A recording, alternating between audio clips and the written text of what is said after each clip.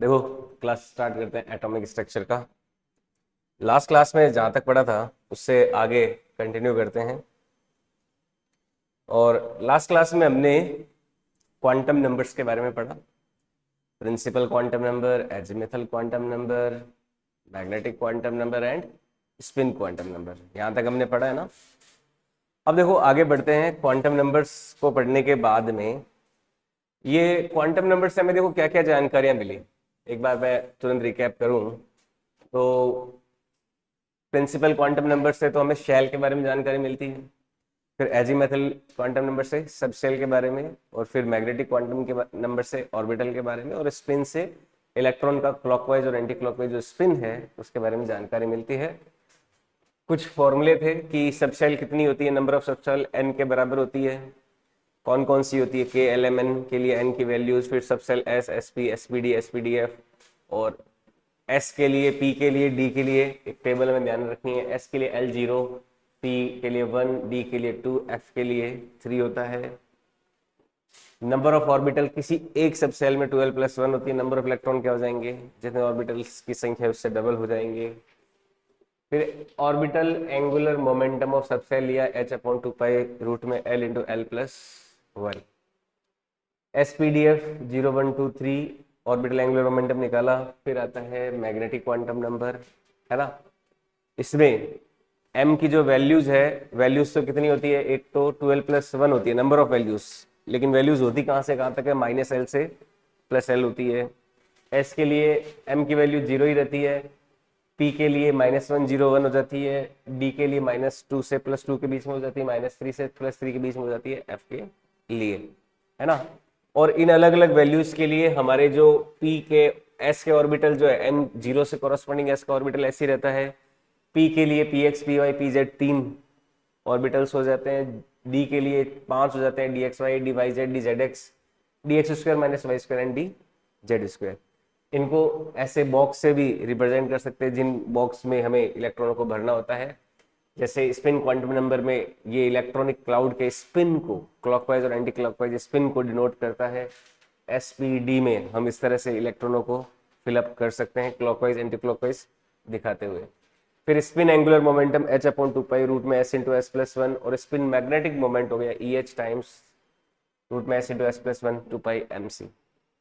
तो यहां तक हमने लास्ट क्लास में पढ़ा।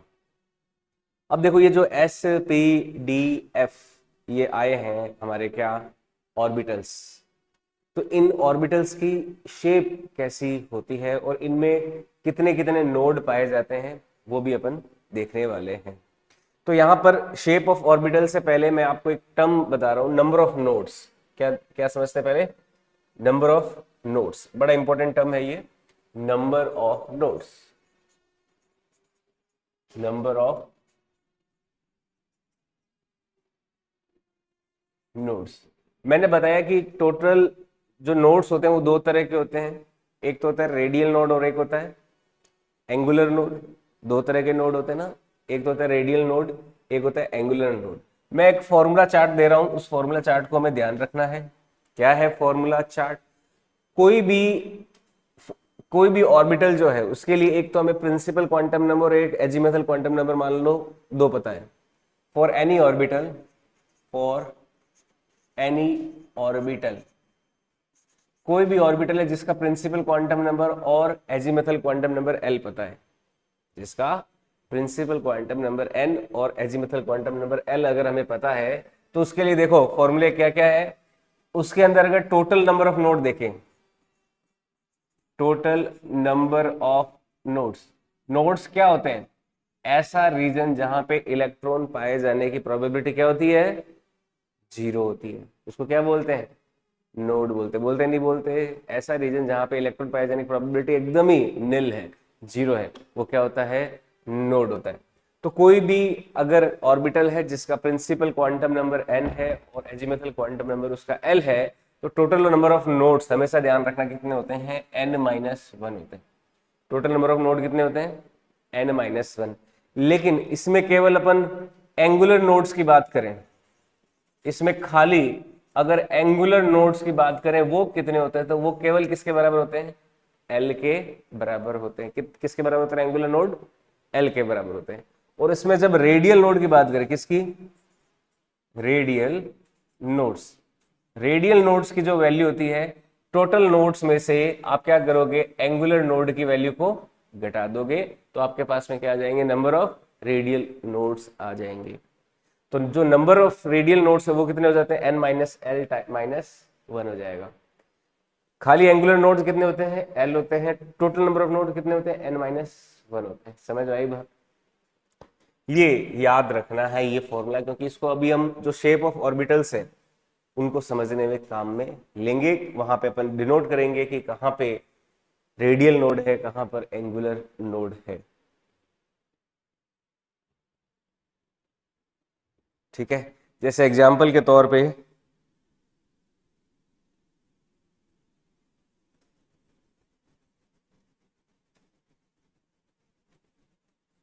शेप ऑफ ऑर्बिटल्स अब लेते हैं आगे। एस ऑर्बिटल सबसे पहले लेते हैं, याद रहेगा ये। टोटल नंबर ऑफ नोड्स तो क्या है, n minus one, angular nodes की कितनी वैल्यू, एल, रेडियल नोड्स कितने, n minus l minus one. ठीक है,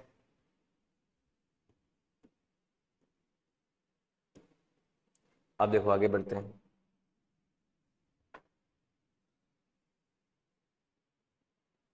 अब लेते हैं अपन shape of orbitals, shape of orbitals. Orbitals की शेप से क्या मतलब है कि भाई ये जितनी भी एस पी डी एफ हमारी सब शेल आई है, और उनकी जो ऑर्बिटल्स होती है, पी के लिए भी p x p y p z, d के लिए भी 5 जो ऑर्बिटल्स थे, उनकी शेप कैसी होती है। तो सबसे पहले बात करते हैं हम एस ऑर्बिटल के लिए। किसके लिए, एस ऑर्बिटल, एस ऑर्बिटल के लिए बात करें। ठीक है, एस में देखो, एस के लिए एल हमेशा कितना होता है, एल हमेशा कितना होता है एस का, क्या जीरो नहीं होता, एस का एल हमेशा क्या होता है, जीरो। तो इसके अंदर कोई एंगुलर नोड मिलेगा क्या, इसके अंदर एंगुलर नोड कोई मिलेगा क्या, एस का एल अगर हमेशा जीरो, क्योंकि नंबर ऑफ एंगुलर नोड कितने होते हैं, एल के बराबर। तो इसका मतलब एस में नंबर ऑफ एंगुलर नोड हमेशा कितने होंगे, जीरो होंगे। जो एस में नंबर ऑफ एंगुलर नोड है हमेशा उसकी वैल्यू कितनी होगी, जीरो होगी। एस की जो शेप है वो होती है स्फेरिकल, कैसी शेप होती है, स्फेरिकल शेप होती है एस की। एस की शेप कैसी होती है, स्फेरिकल शेप होती है। नंबर ऑफ एंगुलर नोड कितना, जीरो, लेकिन नंबर ऑफ रेडियल नोड की बात करें, नंबर ऑफ टोटल नोड और नंबर ऑफ रेडियल नोड अगर बात करें, टोटल नोड, जो टोटल नोड्स होंगे उसकी वैल्यू कितनी होती है, एन माइनस वन के बराबर होगी। और यही कितने होंगे, रेडियल नोड हो जाएंगे, क्योंकि एंगुलर नोड तो जीरो है। तो जो नोड होगा वो कौन सा होगा, रेडियल नोड ही होगा। तो ये कौन सा होगा, केवल इक्वल टू रेडियल नोड। आई बात समझ में। तो एस के लिए जो टोटल नोड्स है वो एन माइनस वन है, और उसी के इक्विवेलेंट क्या हो जाएगा, वो रेडियल नोड के बराबर हो जाएगा। इसकी स्फेरिकल शेप होती है। अब देखो स्फेरिकल शेप कैसे होती है, जैसे मैं बात करूं 1s की, जैसे एग्जांपल के तौर पे 1s लें, 1s, 1s में देखो, अगर मैं नोड्स देखूं, कितने नोड्स हैं total nodes, n minus one, यानी कि 1 माइनस वन, 1s क्या हो गया, 1 क्या है, प्रिंसिपल क्वांटम नंबर है। तो 1s के अंदर देखो नंबर ऑफ नोड्स कितने हैं, क्या जीरो नहीं है, तो रेडियल भी जीरो है और एंगुलर भी क्या है, जीरो, यानी कि इसमें कोई नोड नहीं होगा 1s में। लेकिन मैं 2s की बात करूं, अगर मैं बात करूं 2s का, तो जो नोड्स हैं वो कितने हो जाएंगे, 2 माइनस वन, यानी कि एक नोड होगा, और एक भी कौन सा होगा, रेडियल वाला होगा, एंगुलर तो जीरो रहेंगे, और ये कौन सा होगा, रेडियल होगा, होगा नहीं होगा। भाई 2s में एक नोड है पर वो कौन सा है, एंगुलर नोड है। ऐसे 3s में जाए तो 3s में कितने नोड होंगे, 3s में एंगुलर तो जीरो, लेकिन रेडियल कितने होंगे, 2, यानी कि रेडियस के डायरेक्शन में हमें नोड मिलने वाला है। अब देखो मैं 1s 2s और 3s को ड्रॉ करता हूं, उनकी शेप को 1s 2s 3s। देखो इनकी शेप कैसे होती है, किस तरह से ये दिखते हैं हमें, 1s 2s एंड 3s। जो 1s की शेप होती है स्फेरिकल, इस तरह से एक स्फेयर बना देंगे, एक ये स्फेयर है और इस स्फेयर में हम कुछ कलर भर देते हैं। ये हो गया शेप किसका है, 1s का, है ना, स्फेरिकल शेप है। रेडियल डायरेक्शन में आगे बढ़े, जब अपन रेडियल डायरेक्शन में आगे बढ़ते हैं तो हमें कोई नोड नहीं मिलता। रेडियल डायरेक्शन में आगे बढ़ रहे हैं तो कोई नोड नहीं मिल रहा ना। लेकिन 2s की देखो शेप कैसी होगी, 2s की शेप में एक नोड आ जाता है, तो उस नोड को कैसे डिनोट करेंगे,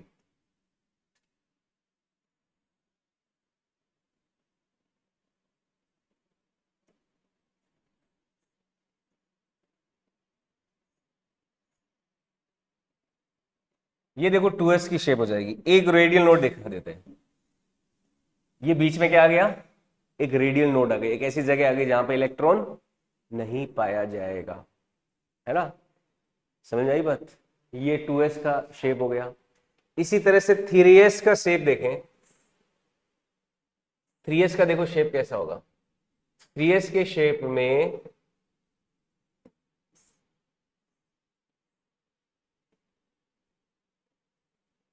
जो 3s का शेप है उसमें हम क्या करेंगे, देखो एक और, ये एक नोड और आ जाएगा। 3s में कितने रेडियल नोड, 2 है ना, तो देखो 2 को कैसे डिनोट करेंगे, ये 3s की शेप हो जाएगी।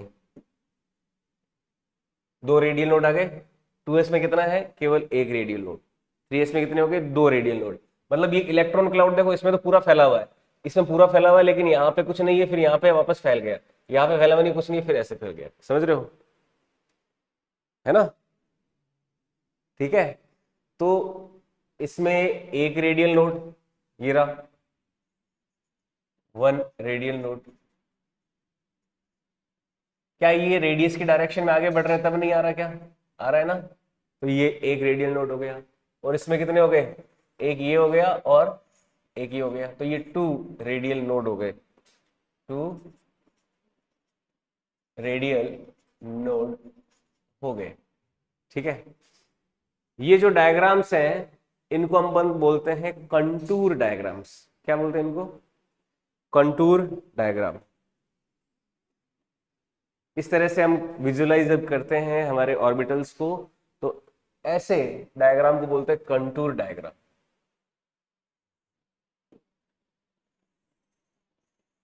ये क्या कहलाते हैं,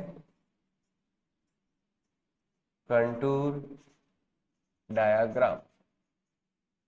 क्या कहलाते हैं, कॉन्टूर डायग्राम कहलाते हैं,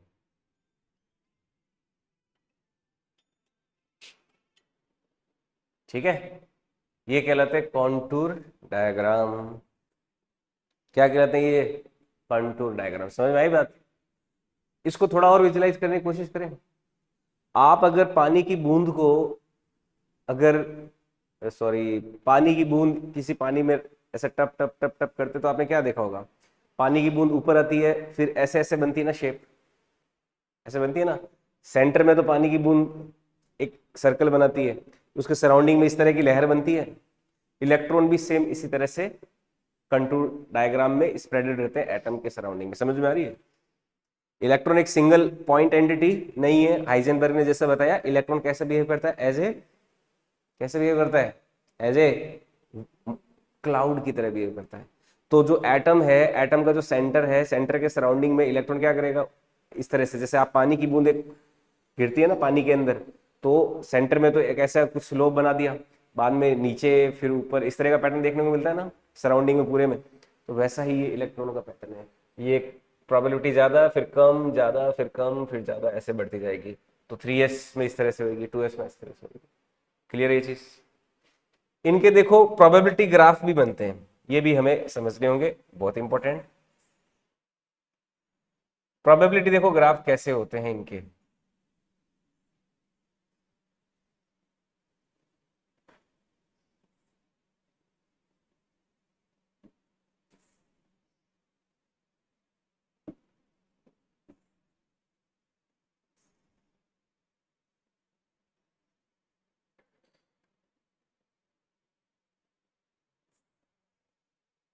देखो तीनों के प्रोबेबिलिटी ग्राफ देखते हैं। प्रोबेबिलिटी ग्राफ क्या है, इधर एक्स एक्सिस वाई एक्सिस पे ले लिया साई स्क्वायर और एक्स एक्सिस पे ले लिया आर।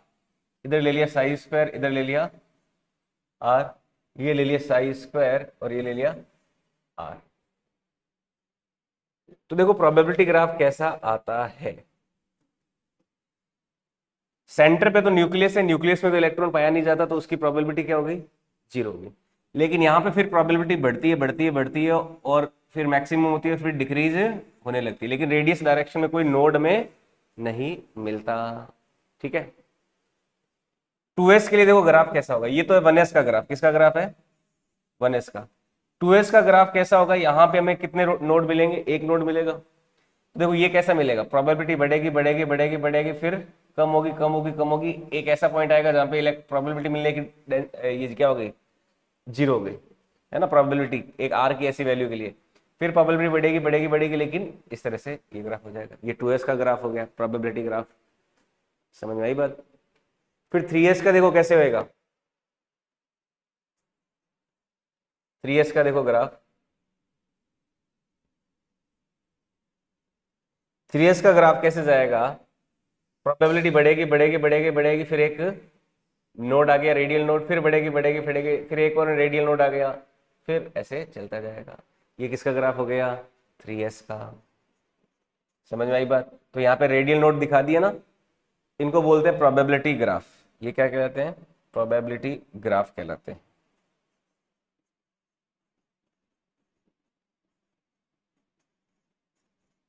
ये कहलाते हैं प्रोबेबिलिटी ग्राफ, है ना। हम इलेक्ट्रॉन पाए जाने की प्रोबेबिलिटी को जो हमारा रेडियस है उसके साथ ड्रॉ कर रहे हैं, तो रेडियस की डायरेक्शन में आगे बढ़ेंगे तो क्या मिलेगा, नोड मिलेगा ना। 1s में कोई नोड मिला, नोड क्या होता है, जहां पे साई स्क्वायर की वैल्यू क्या होगी, जीरो होगी। तो यहाँ पे देखो एक रेडियस में आगे बढ़ रहे हैं तो एक जगह पे जीरो मिल रहा है, एक जगह पे जीरो दिखा दिया, इसमें एक दो दो जगह पे जीरो दिखा दिया। समझ में आया बात। तो ये दोनों हमें ध्यान रखना है। 1s के ये तो क्या स्फेरिकल शेप में हम दिखा रहे हैं रेडियल नोड के साथ में। ठीक है, ये 1s का, 2s का और ये हो गया 3s का। ओके।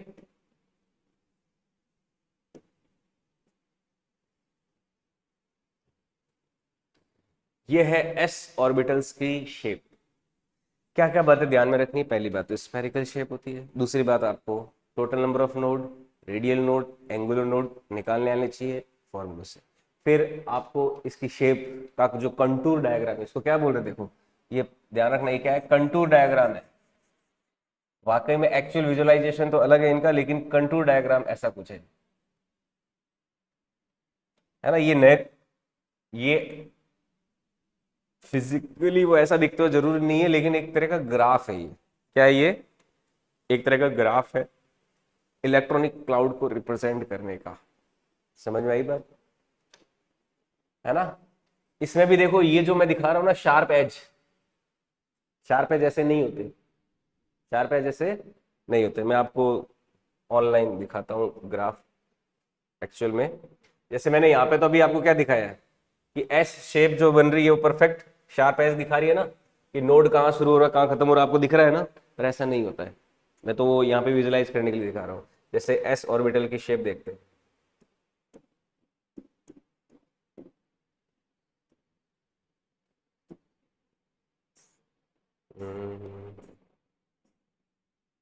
हाँ देखो ये इस तरह से, समझ रहे हो, नोड कहाँ खत्म हुआ कहाँ शुरू हुआ ये अपन कह नहीं सकते। देखो ये दिख रहा है, इसमें शेप जो होगी उसमें हम कह नहीं सकते कि नोड कहाँ शुरू हो रहा है कहाँ खत्म। शार्प एज नहीं होते, है ना, शार्प तरीके से ऐसा नहीं होता कि कहाँ शुरू हो रहा है कहाँ पे खत्म।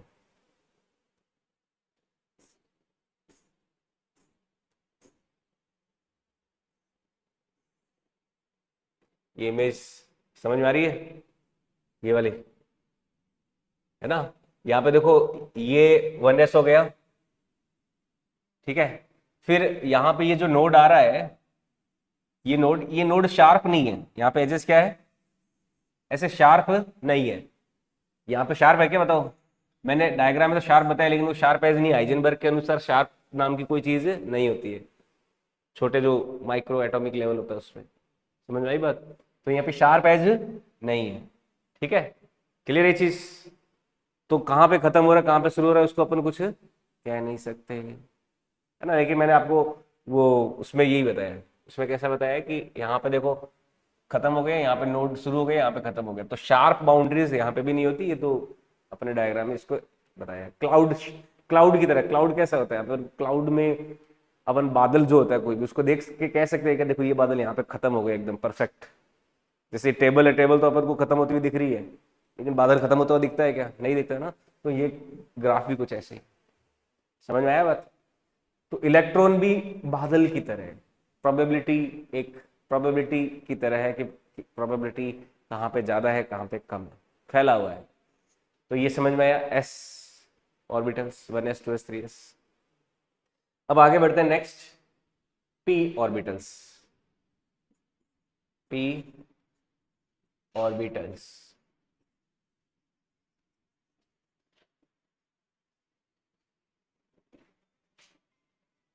पी ऑर्बिटल्स लेते हैं। पी ऑर्बिटल्स देखो क्या होती है।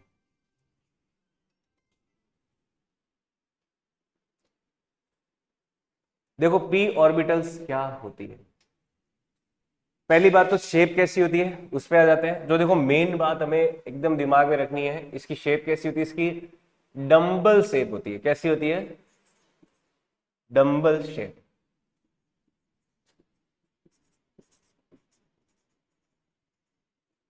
आपने जिम में डंबल उठाए होंगे, कभी देखे होंगे उठाते हुए।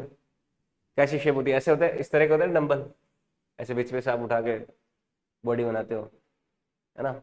अब बदला लूंगा मैं, नहीं, वो हमारे ठोकी, अब मैं भी ना ठोक दे सू, बोले नहीं क्या हर्षवर्धन, तुम्हें तो बहुत ज्यादा जरूरत है। हम्म, तुम्हारी हड्डी और आउटर स्किन के बीच में कुछ चंद मिलीमीटर का फर्क है, पता तुम्हें? तुम्हारे अंदर मसल्स है ही नहीं। तो डंबल शेप होती है पी ऑर्बिटल की। अब देखो radial node, total number of node देखे तो टोटल नंबर ऑफ नोड कितने हैं? टोटल नंबर ऑफ नोड्स, अच्छा, पी ऑर्बिटल के लिए एल की वैल्यू कितनी होती है? क्या 1 नहीं होती? होती है नहीं होती? तो टोटल नंबर ऑफ नोड्स कितने हो जाएंगे? N minus l minus 1। तो क्या एन माइनस 2 नहीं हो जाएंगे? सॉरी, एन माइनस 1 होते हैं वो तो टोटल नंबर ऑफ नोड, तो वो हो गए एन माइनस 1। ओके। अगर मैं नंबर ऑफ एंगुलर नोड्स की बात करूं, नंबर ऑफ एंगुलर नोड्स, तो एंगुलर नोड्स की संख्या कितनी हो जाएगी? एल के बराबर, यानी कि पी में हमेशा हमें क्या मिलने वाला है? एक एंगुलर नोड मिलने ही वाला है। समझ में आई बात? और नंबर ऑफ, अगर रेडियल नोड देखें, नंबर ऑफ रेडियल नोड, तो रेडियल नोड की संख्या कितनी हो जाएगी? एन माइनस एल माइनस 1, यानी कि क्या एन माइनस 2 नहीं हो जाएगी? एन माइनस एल माइनस 1 होता है, एल 1 है तो 1 माइनस वन कितना होगा? -2। तो नंबर ऑफ रेडियल नोड कितने होते हैं? n-2 होते हैं पी ऑर्बिटल्स के अंदर। ये बेसिक शेप के बारे में जानकारी है। जैसे एग्जांपल के तौर पे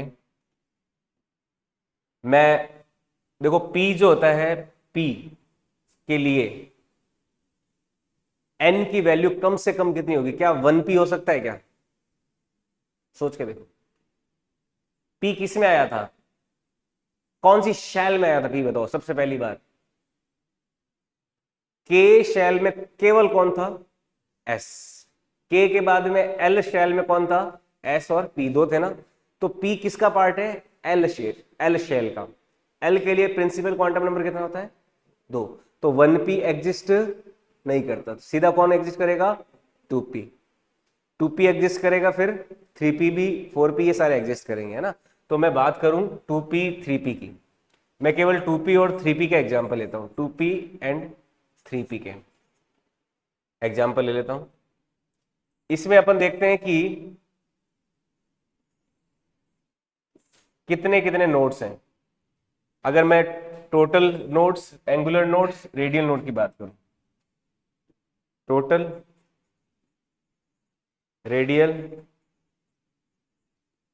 एंगुलर, या फिर पहले एंगुलर ले लेते हैं। टोटल नोड्स, एंगुलर नोड्स और रेडियल नोड्स। 2p और 3p में देखो कितने हैं, 2p में कितने हैं, n हो गया 2, l हो गया 1, 2 में से 1 गया 1, तो टोटल नंबर ऑफ नोड कितने हैं 1, और वो भी कौन सा है, केवल एंगुलर नोड है। रेडियल नोड तो देखो कितने हो जाएंगे, 2 में से 2 गया 0, तो टोटल नोड्स कितने हैं 1 है, और एंगुलर नोड भी कितना है 1, रेडियल नोड कितना है 0, यानी कि 2p के अंदर कोई रेडियल नोड नहीं होता, केवल क्या है, एंगुलर नोड है। 3p में देखो टोटल कितने हैं, 3 में से 1 गया 2, 3p में कितने हैं 1, 3p में कितने 2 टोटल नोड है। अब एंगुलर नोड कितने हैं 1, रेडियल नोड कितने हो जाएंगे 1, 3 में से 2 गया 1, हुए नहीं हुए। तो यहां पर 3p के अंदर एक तो एंगुलर होता है और एक कौन सा होता है, रेडियल होता है। समझ में आई बात ये। अब देखो 2p और 3p की शेप बनाते हैं। यहां पे ले लेता हूं मैं 2p और यहां पे ले लेता हूं 3p। इनके कॉन्टूर डायग्राम बनाते हैं। कॉन्टूर डायग्राम देखो कैसे होते हैं। अच्छा 2p के अंदर भी, मैं 2p के अंदर भी, क्योंकि 3 ऑर्बिटल्स होते हैं, 2px 2py 2pz 3 होते हैं ना, तो मैं 2p के अंदर भी 3 बनाता हूं। एक तो हो गया px 2px, एक हो जाएगा 2px, एक हो जाएगा 2py, और एक हो जाएगा 2pz। 2p के भी 3 अलग अलग ऑर्बिटल्स, 2px 2py 2pz। अब देखो इनको कैसे बनाते हैं, कैसे ड्रॉ करते हैं। मैं कंटूर और प्रोबेबिलिटी डायग्राम दोनों को साथ में लेने के लिए एक्सिस बना देता हूं, एक्स वाई एक्सिस।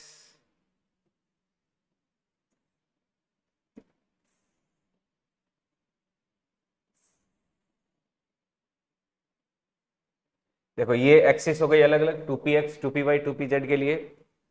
अगर ये एक्स एक्सिस लें, ये वाई लेते हैं और जेड आगे वाली बाहर वाली लेते हैं, तो देखो 2px की शेप कैसी होती है। 2px की शेप में हम डंबल जो है वो किधर बना देंगे, एक्स एक्सिस की तरफ बना देंगे। किधर डंबल बनाएंगे, एक्स एक्सिस के अलोंग क्या बना देंगे, डंबल बना देंगे। तो ये शेप किसकी है, 2px की। समझ में आई बात। अब ये एक्स एक्सिस है, अगर ये वाई एक्सिस ले लें तो 2py की शेप कैसी होगी, देखो हम डंबल किधर बना देंगे, किधर बना देंगे, वाई एक्सिस के अलोंग जब हम डंबल बना देंगे तो वो किसकी शेप हो गई, 2py की हो गई। अब 2pz की बनानी है, तो ये मान लो z एक्सिस ले लिया, ये z ले लिया, ये x ले लिया और y ले लिया। बताओ 2pz की कैसी हो जाएगी शेप, डंबल किधर आ जाएगा, अब किधर आ जाएगा, z एक्सिस के अलोंग डंबल आ जाएगा। समझ में आया बात, क्लियर ये चीज, बताओ, है ना। अब देखो आप इन तीनों डायग्राम में रेडियल और एंगुलर नोड दिखाने होंगे, तो कैसे दिखाएं। 2p के अंदर रेडियल नोड तो 0 है, 0 है ना। आप देखो रेडियल की डायरेक्शन में आगे जाते हो, इधर जाते हो, इधर जाते हो, तो कोई नोड मिल रहा है कि नहीं मिल रहा। लेकिन एंगुलर नोड है, एंगुलर नोड कितना है 1। तो एंगुलर नोड देखे इसमें कहां पर है, देखे नहीं देखे, देखे क्या। अब एंगुलर नोड क्या होता है, किसी एंगल के ऊपर। एंगुलर नोड भी देखो दो तरह के थे, एक तो था नोडल प्लेन और एक होता है नोडल कोन, है ना। अब यहां पे देखो किसी एंगल, अब यहां पे देखो मैं 90 डिग्री पे जब जाता हूं, तो 90 डिग्री का ये जो प्लेन है, इस प्लेन में इलेक्ट्रॉनिक क्लाउड क्या है, पूरी तरह से 0 है ना। भाई ये जो प्लेन है, जैसे मैं मान लो ये लाइन है, मान लो ये कोई प्लेन है, इसको प्लेन की तरह लेना। अब मैं ये प्लेन कैसे भी कट करूं, लेकिन इस प्लेन का जब 90 डिग्री जब होगा, ये 90 डिग्री पे जब प्लेन होगा, तब उस समय इलेक्ट्रॉन क्लाउड बिल्कुल भी वहां पे एग्जिस्ट नहीं कर रहा। 90 से थोड़ा भी कम लोगे तो ये देखो इस इलेक्ट्रॉन क्लाउड को कट करने लगेगा ना। तो यहां पर क्या हमें समझ में आता है कि जो नोडल प्लेन है वो कौन सा होगा, px के लिए yz प्लेन जो होगा वो कौन सा होगा, नोडल प्लेन। ये वाला जो प्लेन होगा वो क्या होगा, नोडल प्लेन। फिक्स एक 90 डिग्री के एंगल पर हमें क्या मिल रहा है, एक ऐसा प्लेन मिल रहा है जिसपे क्या मिल रही है, प्रोबेबिलिटी 0 मिल रही है। तो जो वाई जेड एक्सिस के अलोंग प्लेन होगा, इस तरह से डिनोट कर देते हैं, यहां पर हमें इलेक्ट्रॉन नहीं मिलेगा, इस तरह से ये। ओके, ये नोडल प्लेन हो गया। जो वाई जेड होगा वो नोडल प्लेन हो जाएगा। हुआ ही नहीं हुआ, समझ आई बात। इसी तरह से इसमें देखें तो इसमें कौन सा प्लेन नोडल प्लेन होगा? क्या ये नोडल प्लेन नहीं है? ये कौन सा हो गया? एक्स जेड हो गया। ये जो प्लेन होगा देखो ये वाला, यहाँ पे आप कार्डबोर्ड रख के, अगर पूरे में कार्डबोर्ड रख दो इस तरह से, तो यहाँ पे इलेक्ट्रॉन नहीं पाया जाएगा, है ना। ये कौन सा हो गया? जो वाई जेड नहीं, सो एक्स जेड, एक्स जेड होगा वो क्या होगा? नोडल प्लेन होगा। समझ में आई बात? X Z. और इसी तरह से इसमें देखें तो इसमें कौन सा हो जाएगा? देखो एक डंबल तो आगे निकला हुआ है, एक डंबल पीछे, तो ये वाला जो प्लेन है ये कौन सा है? X y plane. तो एक्स वाई प्लेन क्या हो जाएगा यहाँ पे? नोडल प्लेन हो जाएगा।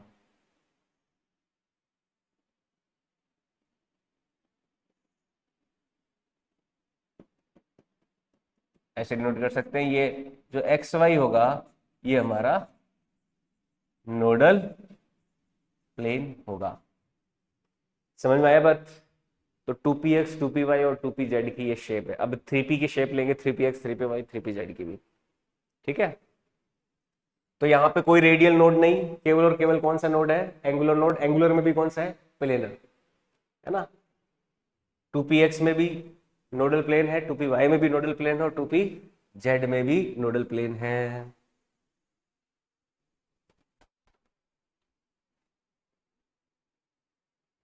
ठीक है।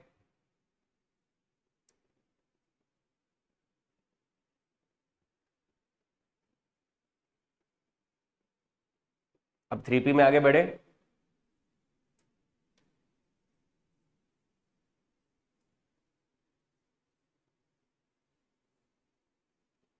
3p के लिए देखते हैं।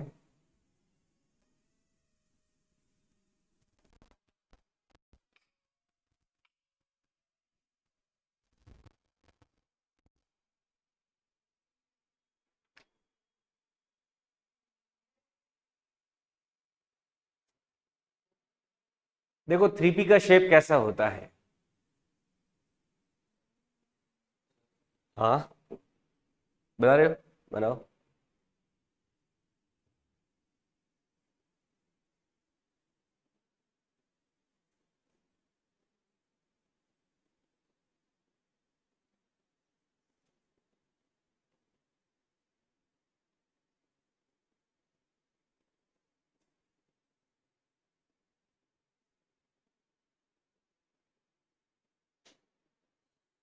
3p का शेप भी डंबल होगा, लेकिन डंबल में आगे डंबल एक्सटेंड हो जाएगा। कैसे एक्सटेंड होगा? 3p में जाए, जैसे शेप ऑफ 3p देखते हैं। 3p के लिए n तो हमारा हो गया 3, और l कितना हो गया? 1। n कितना है? प्रिंसिपल क्वांटम नंबर 3, 3p के लिए। और l कितना हो गया? वो तो p है, तो p के लिए क्या रहने वाला है? 1 ही रहने वाला है। तो इसमें बताओ, देखो टोटल नोड कितने हो गए? टोटल नोड कितने हैं? n-1। अभी निकाला ना, ये टोटल तो है 2। एक एंगुलर है और एक रेडियल है। और एक एंगुलर है, एंगुलर एक है, और रेडियल भी कितना है? एक है। तो हमें डंबल शेप को मेंटेन करते हुए हमें रेडियल और एंगुलर नोड दिखाना है। मैं खाली 3px की शेप बना रहा हूं, बाकी आप खुद समझदार हो, समझ जाएंगे 3py और 3pz की भी। केवल मैं क्या बना रहा हूं? केवल 3px की शेप बना रहा हूं, ठीक है। 3px के लिए मैंने एक्सिस लिया, ये y एक्सिस हो गया, ये x एक्सिस हो गया, ठीक है। ध्यान से समझना कैसे होता है 3px 3py के नोट्स। देखो यहां पे डंबल बनाते हैं। पहले तो देखो अगर 2p लेते तो 2p के लिए तो एक ही डंबल होता है, ऐसा इस तरह से। लेकिन देखो 3p के लिए डंबल की शेप कैसी होती है? देखो एक तो बड़ा लोब होता है, फिर एक यहां पे एक छोटा लोब और हो जाता है, ऐसे। फिर इस तरफ भी सेम स्ट्रक्चर रिपीट होती है।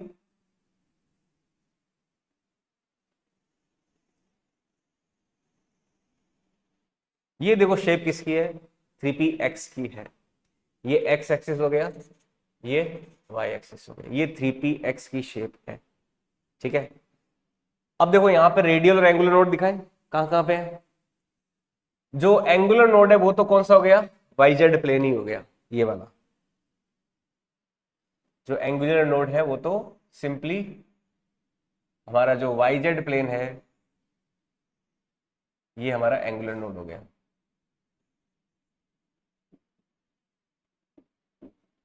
Y z nodal plane. लेकिन रेडियल नोड अब कैसे दिखाएं।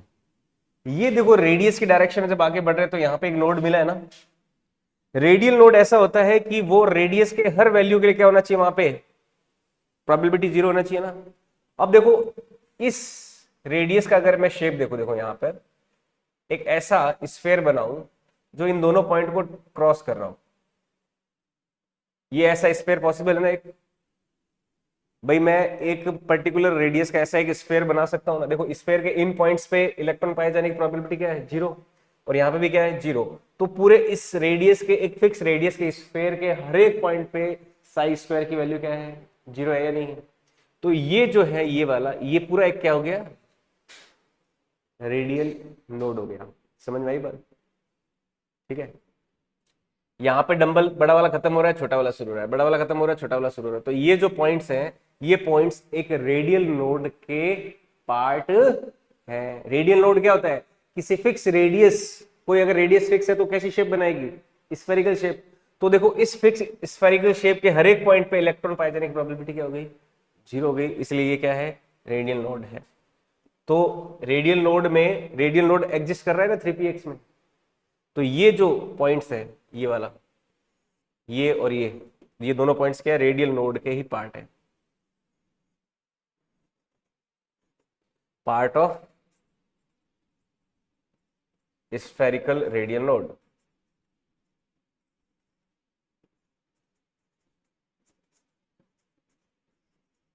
ठीक है, इसको मैं एक रफ स्केच वाली शेप से ऐसे दिखा सकता हूं, आप भी दिखा सकते हो। ऐसे एक स्फेयर है, उस स्फेयर का पार्ट है ये पूरा का पूरा सिस्टम।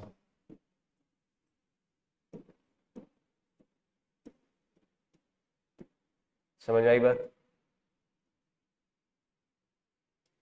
3px की शेप आ गई समझ में। 3py के लिए यही काम क्या कर दोगे, वाई एक्सिस के अलोंग कर दोगे। 3pz की शेप देखनी है तो यही काम किसके अलोंग कर दोगे, जेड एक्सिस के अलोंग कर दोगे। तो इससे 3px, 3py एंड 3pz तीनों का शेप आ जाएगा। ये है 3p का शेप।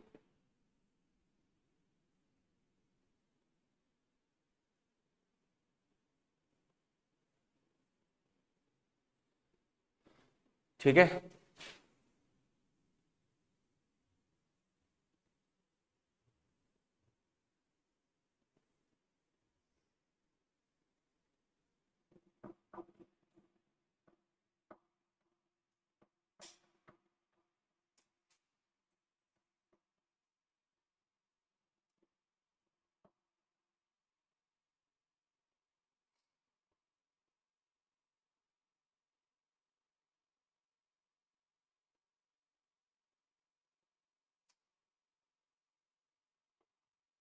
चलो यहाँ से आगे नेक्स्ट क्लास में देते हैं।